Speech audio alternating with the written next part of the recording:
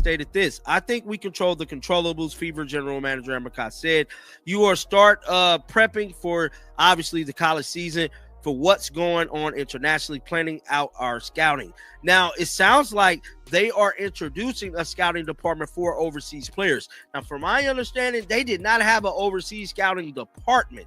Now, both domestically and internationally, we are talking to all players, doing exit interviews, obviously focus on developmental plans to finding out what their needs are and how we can support them. So really, just focus on what we can control, and as things roll out, we'll be ready to go. The biggest thing planned. All right, buckle up, because what just dropped from the Indiana Fever front office is absolutely game-changing. We're talking about a complete roster evolution that could transform this team from playoff contenders to championship dominators. Amber Cox, the Fever's general manager, just revealed their master plan for the 2026 season, and honestly, some of this information has me shook. We're talking overseas scouting, superstar acquisitions, and a strategy that could either save or destroy the Caitlin Clark era. But before we dive into the details, you need to understand something. The clock is ticking. Halloween is the deadline for the CBA agreement, which means we're about 2 weeks away from everything potentially changing. And here's the kicker. The Fever only have 3 players under contract right now: Caitlin Clark, Aaliyah Boston, and Dawana Bonner. That's it. Everyone else, up in the air. So when Amber Cox started talking about their 2026 plans, you better believe every Fever fan was listening with bated breath. The biggest storyline going into this offseason is going to be Caitlin Clark, Indiana Fever 2026 team. How is they going to build this team to be a super team? I told y'all, I'm sick of playing. We need to damn near solidify us a championship. We need to be up there with the likes of the Las Vegas Aces, the New York Liberty. We need superstars on this team. I'm tired of mediocre role players. We need to build around our 4 core pieces we already got and surround. Control the controllables.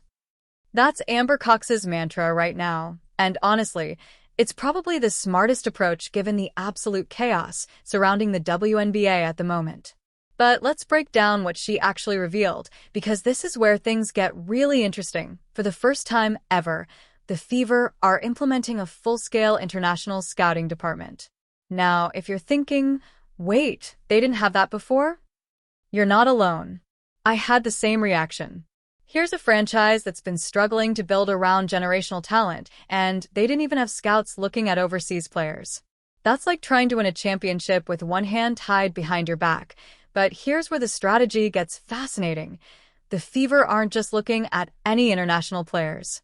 They're specifically targeting Olympians, championship-proven veterans, and players who bring their own fan base. We're talking about players with baggage, and I mean that in the best way possible. Players who come with Louis Vuitton luggage full of experience, accolades, and a winning mentality. Bro. We need superstar players. This is the make or break year for the WNBA as a whole, but especially the make or break year for Caitlin Clark fandom. See, Caitlin Clark fandom was at an all-time high in 23 and 24. Certain things happens in the league that kind of derailed the Caitlin Clark hype. Well, basically derailed the Caitlin Clark effect. Hence, the WNBA pretty much letting players that saw her in year 1, that derailed it. In year 2, Stephanie White kind of taking her off the ball kind of derailed it. But more importantly, the damn WNBA referees hella derailed it. So right now, Caitlin Clark fandom is not what it used to be. Look at the jersey sales, ticket sales, and stuff like that. And you know what? That energy right there is exactly what Fever fans are feeling right now. We're done with mediocrity. We're done with good enough. The Caitlin Clark era demands more than just making the playoffs. But here's the reality check nobody wants to talk about. The Caitlin Clark effect is cooling down. I know that's controversial to say, but just look at the numbers. Jersey sales are down, and ticket sales aren't what they were in 2023 or 2024. The hype that surrounded her rookie season has been dampened by questionable coaching decisions, referee controversies, and a supporting cast that, frankly, wasn't championship caliber. Year 1, we watched Caitlin get physically abused on the court with minimal protection from refs. Year 2, Stephanie White took the ball out of her hands for stretches, which baffled everyone. And now, We're heading into what could be the make-or-break year for the entire Caitlin Clark phenomenon. And the Fever front office knows it. They absolutely know it. Which are supermax salaries. So core is like what they did with Kelsey Mitchell last year. I'm pretty sure they're going to core her again. Say core years, which are supermax salaries in exchange for exclusive negotiation rights. Could go away entirely, prioritizing which gives the WNBA priority over the league stat side and overseas alike. Could become stricter or more lenient. The college draft rules could also be simplified, possibly allowing USA players to enter the WNBA without needing 4 years of college. So they could essentially try out for the team. I never knew that. See, y'all, I'm new to this. So I didn't know that you need 4 years of college to even play in the W, which is crazy. That's the harsh truth right there. The Fever need to act decisively and quickly. But let's talk about the elephant in the room. The expansion draft. Not one, but two new teams are joining the WNBA in 2026, the Portland Fire and the Toronto Tempo. Remember what happened with the Golden State Valkyries expansion draft? The Fever lost Tempek Bentley, who then went on to ball out in Golden State. That decision still haunts this franchise. They didn't protect the right players, and they paid for it. Now they have to navigate two expansion drafts while simultaneously trying to build a super team. The complexity here is insane. They can only protect a certain number of players, which means some valuable pieces might get poached. And this, right here, is why the Kelsey Mitchell situation is so critical right now. Nearly solidified them winning a championship. I'm tired of this debating back and forth. Players this, players that, players missing shots, missing. I don't want none of that. I want Olympians, superstar players, and more importantly, experience. Now, we seen last year, they brought experienced players in like DeWanna Bonner, Natasha Howard. Natasha Howard showed up at times. DeWanna Bonner was just completely out of the fight. Nigga got so bad, Stephanie White had to bench her, essentially why she quit the team. Now, with that being said, we need to get some overseas players. Did you catch that? Core designations might go away entirely.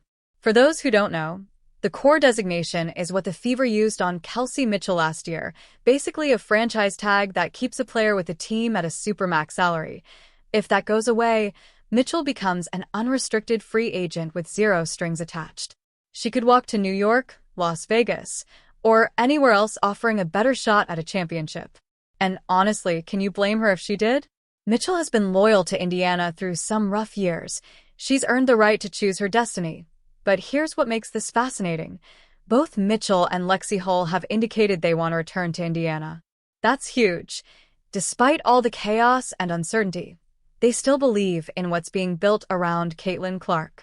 That's the kind of loyalty and belief championships are built on, but the Fever have to capitalize on it, now. Dominant players. Now, we seen Emma Messerschmidt come, and she had high hopes, but fortunately, she didn't do too good with the New York Liberty, but I feel like they just had her in a totally different role. If she was playing her normal role, she would have balled out with them, but that's neither here or there. But I'm telling you right now, we need to open up the recruiting for overseas players as well. But just like I stated, man, some news has come out from the Indy Star. Preach. This is exactly the mentality the Fever need to adopt. No more moral victories. No more, we're building something special platitudes. It's time to win. Period. And you know what? The blueprint is right there. Look at what Las Vegas did. They surrounded Aya Wilson with veterans like Candace Parker and Chelsea Gray.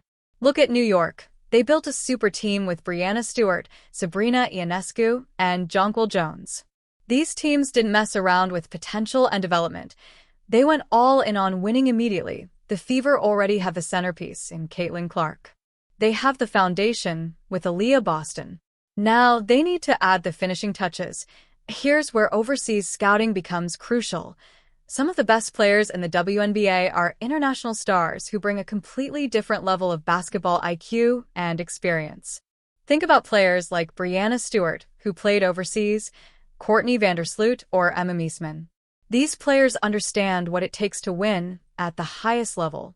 Going to navigate through the 2026 season. The stated it's hard to know what the Indiana Fever will do this offseason. There are a lot of unknowns this season in the WNBA. All but 2 league veterans are free agents, and some will say, shape or form the expansion draft. It's upcoming with 2 teams, the Portland Fire and the Toronto Tempo, slated to join in 2026. So not one team is joining this year, 2 teams. So we remember last year how it went when we lost Timmy Figman-Lake, which was one of the worst decisions they ever. Speaking of Emma, that's actually a perfect case study of what can go wrong with international talent. She came to New York with high expectations, but was used in a role that didn't maximize her strengths. The Fever can't afford to make that mistake. When they bring in international players, and trust me, they will, those players need to be put in positions to succeed. They need to fit a system that maximizes Caitlin Clark's playmaking ability. Think about it. Clark is one of the best passers in basketball, period. She needs shooters, cutters, and intelligent players who can read the game. International players often excel in exactly those areas because European basketball emphasizes fundamentals and team play. This is why the overseas scouting department is so critical. The Fever need to identify players who complement Clark's style, not just big names who might clash with the system. The planning includes making sure the players have a foundation to lean on. The Fever only have 3 players under contract: Caitlin Clark, Aaliyah Boston, and Michaela Timpson. Like Lexi Hall, restricted free agent, Sophie Cunningham, unrestricted free agent, have indicated their interest in returning to the Fever, and Kelsey Mitchell, unrestricted free agent, is the #1 priority in Abercrombie's free agency, she stated. So this just dropped from Chloe Peterson at the Indy Star, literally minutes before this video, and it confirms everything we've been speculating about. The Fever are in planning mode, but they're planning in the dark. Think about how crazy that is. You're trying to build a championship roster, but you don't know what the salary cap will be. You don't know if core designations will exist. You don't know the expansion draft rules, and you don't even know if players can enter the draft earlier than 4 years out of college. That last part, by the way, is wild. I didn't even know you needed 4 years of college to enter the WNBA draft. If that rule changes, it could completely transform the talent pool. Imagine if the WNBA could draft players after just 2 or 3 years, like the NBA. Suddenly, you'd have younger, more athletic talent entering the league earlier. But for now, the Fever have to prepare for multiple scenarios. They need Plan A, Plan B, and probably Plan C through Z. They can only do what they can. This most part, Fever coach Stephanie White stated that you get exhausted if you start thinking about the what ifs, the what can happen, the what White stated. Right now, I'm just going to be where my feet are. And Chloe Peterson noted this at the bottom. But guys, as you can see, look like the Indiana Fever could be planning on bringing some overseas players to this roster. So right now. And there it is. The 3 players under contract: Caitlin Clark, Aaliyah Boston, and Dawana Dantas. That's your foundation. Everything else needs to be built around them. Lexi Hull is a restricted free agent, which means the Fever can match any offer she gets. And that's good news, because Hull showed tremendous growth last season and fits perfectly as a 3. And Dewing next to Clark. Sophie Cunningham is unrestricted but wants to return, and honestly, the Fever need to make that happen. Cunningham brings toughness, shooting, and veteran presence. She's exactly the kind of player you want in your rotation, but the crown jewel of free agency is Kelsey Mitchell. Amber Cox straight up said Mitchell is the #1 priority, and rightfully so. Mitchell averaged over 19 points per game last season and is one of the most efficient scorers in the league. Pairing her with Clark in the backcourt gives you one of the most potent offensive duos in the WNBA. But here's the question. Can the Fever afford everyone they want while also adding the superstar pieces they need? Definitely need to speak up for herself, because people do not like a weak superstar. You can say what you want about LeBron. You can say what you want about any other player. These set players speak up for themselves. Caitlin Clark had to put the muscular mask on and mean face on to defend herself. We can only do so much as content creators. We can only do much as fans. Caitlin Clark has to stand up for herself and make sure she keep her fandom alive, because as of right now, this is the year that could make or break the Caitlin Clark effect. Mark my words. I'm seeing a decrease in viewership. There has been a decrease in sales, like I stated. There definitely has been a decrease in interest with Caitlin Clark. Can all of this be fixed? Yes, it can be fixed if the Indiana Fever. And there it is. The 3 players under contract: Caitlin Clark, Aaliyah Boston, and Dawana Dantas. That's your foundation. Everything else needs to be built around them. Lexi Hull is a restricted free agent, which means the Fever can match any offer she gets. And that's good news, because Hull showed tremendous growth last season and fits perfectly as a 3. And Dewing next to Clark. Sophie Cunningham is unrestricted but wants to return, and honestly, the Fever need to make that happen. Cunningham brings toughness, shooting, and veteran presence. She's exactly the kind of player you want in your rotation, but the crown jewel of free agency is Kelsey Mitchell. Amber Cox straight up said Mitchell is the #1 priority, and rightfully so. Mitchell averaged over 19 points per game last season and is one of the most efficient scorers in the league.